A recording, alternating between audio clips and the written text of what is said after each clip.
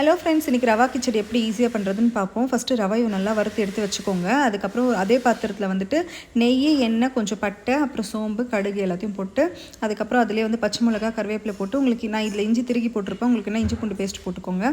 அதுக்கப்புறம் வந்துட்டு ஆனியனு, அதுக்கப்புறம் டொமேட்டோ, நான் வந்து ஹாஃப் டொமேட்டோ தான் போட்டேன்.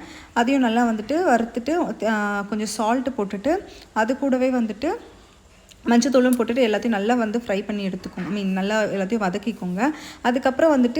அதுக்கப்புறம் கேரட்டு, பீன்ஸு, உங்களுக்கு பட்டாணி வேணும் அதையும் ஆட் பண்ணிக்கோங்க. இது எல்லாத்தையுமே வந்து நல்லா கட் பண்ணி குட்டி குட்டியாக கட் பண்ணி அதை நல்லா வாஷ் பண்ணி வச்சுக்கோங்க.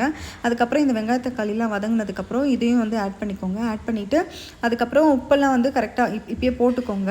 அதுக்கப்புறம் வந்துட்டு தண்ணி, தேவையான அளவு தண்ணி வச்சு அது அப்படியே வந்து மூடி வச்சுருங்க. எல்லாமே அந்த காய்கறிலாம் வெந்து வந்ததுக்கப்புறம் நீங்கள் வச்சுருக்கிற ரவையை போட்டு நல்லா மூடி வந்து எடுத்து நல்லா கிண்டி மூடி எடுத்திங்கன்னா ரொம்பவே டேஸ்டியான கிச்சடி ரெடி.